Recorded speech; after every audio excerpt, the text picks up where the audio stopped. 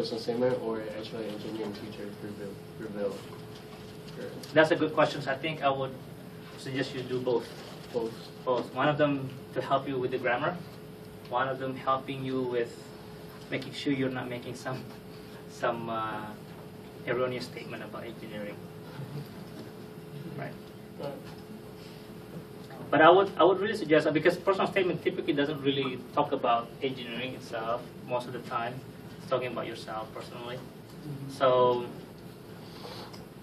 most of the time, in my experience, I had two English teachers that helped me. One of them is Miss Brown, Susan Brown. Is she still around? Yes, she is. Yeah, and one of them Mrs. I forgot her name. Yeah, I owe her my UC Berkeley admissions to those two persons. Anybody else?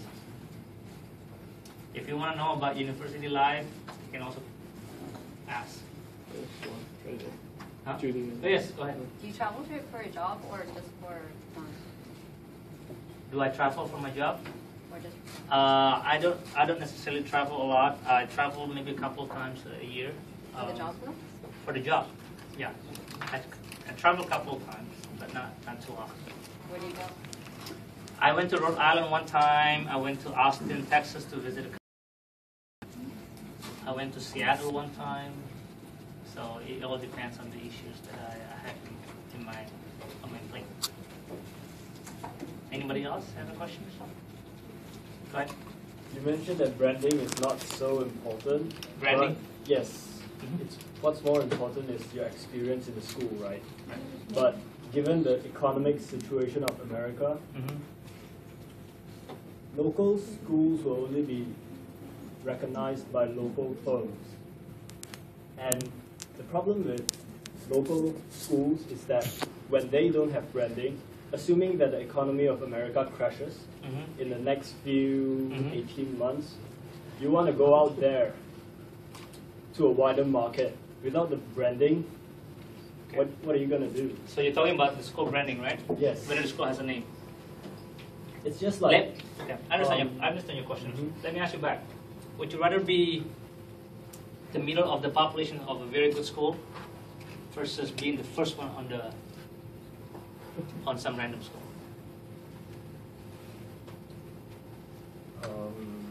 What? Let's say you have 1,000 graduates, engineering graduates in that school. You're number 500 by GPA.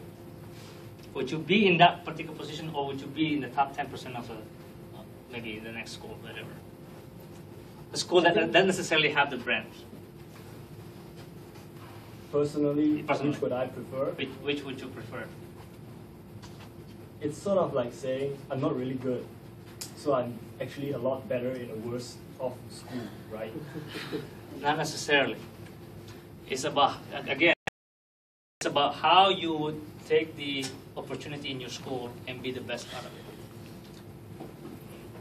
Especially in a company, I've never seen a company where 99% of the company itself coming out of UC Berkeley or Stanford. Because everybody that they hire, they look at the person's achievement itself. Okay, so you could be in San Luis Obispo, you could be the top 10%. You take advantage of the opportunity, and you do best out of it, you can get a job. Also, to answer your questions, it's all about connections. Because a lot of times, I hire people. Of course, when I try to hire people, I don't go to San Luis Obispo. I probably go to UC Berkeley, right? Because that's where my alma mater is. I know what the programs is. I know what the typical value is. But my boss, for example, comes from San Luis Obispo and Ohio State. Guess where he hired his people? From the two schools. Ohio State and San Luis Obispo. And I'm the only UC Berkeley in my group.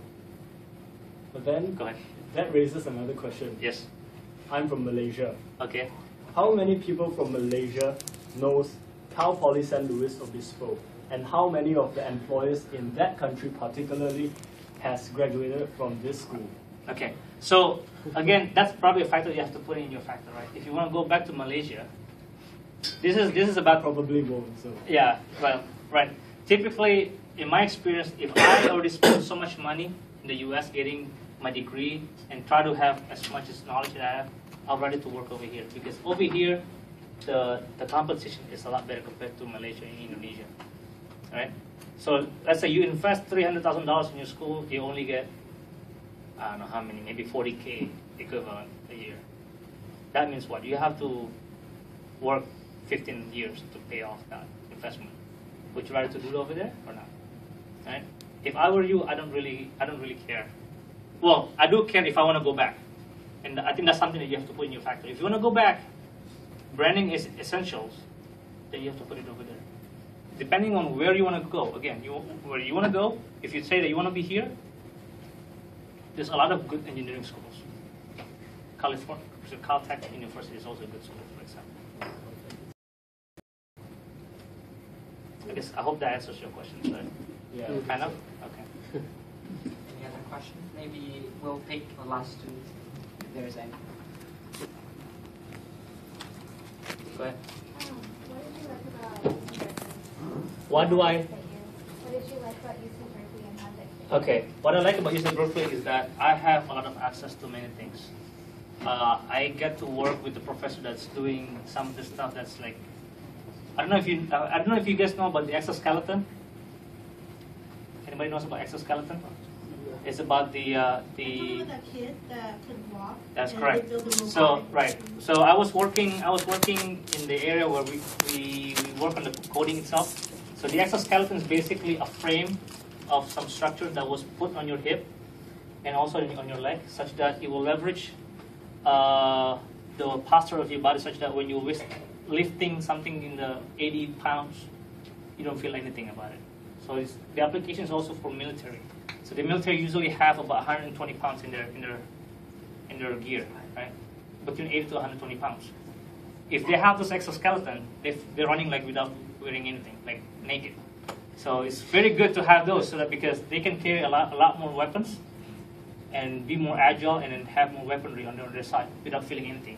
Because if you try to bring 120 pounds on your body, guess what? In 1 hour you probably die. You're probably dying out there in the desert. To answer your questions, I do have a lot of access to it. I do like the after-school programs. I do enjoy the fact that the students itself are exposed to many things, not just like study. I like it because I also like the challenge. They challenge a lot, to be honest. If you think about you're being challenged already, think about 8 times more challenge. Okay, last one. Oh. All right. It's a follow-up question.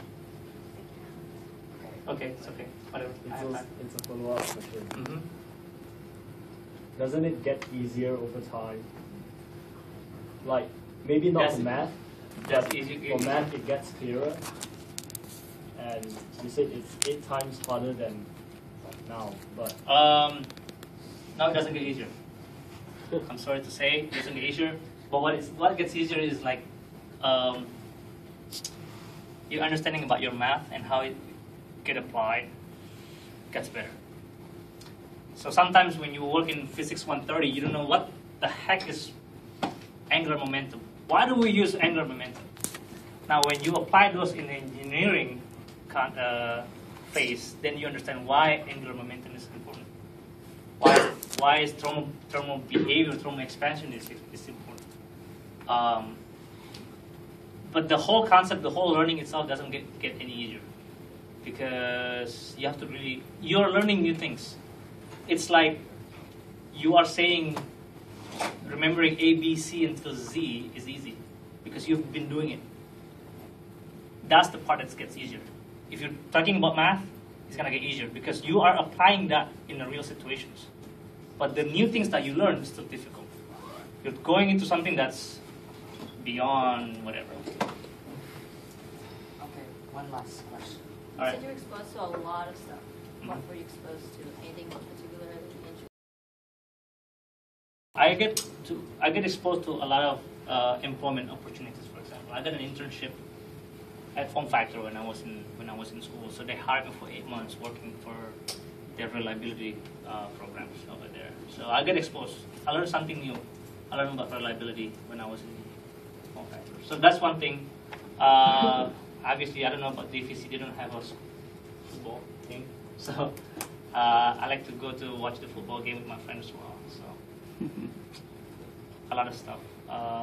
You get to see a lot of students teaching a class as well, because they happen to know one subject very, very intimately. Like, for example, I noticed there was a class, what's the best way to cook fried rice? And they basically, every week they talk about what's the best way to cook fried rice. And people can, it's one of those that but it's fun to have. Use it. All right. Thank All you right. so much. Thank you. I have my card here.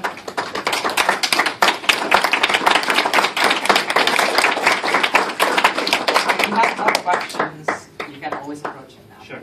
Yeah. I have my card here. You can definitely shoot me questions, Right. but I may not have the time to answer. But feel free if you have any. Okay. Thanks so Thanks. much. Okay. I have personally learned a lot from this activity. Right now, we want to close the engineering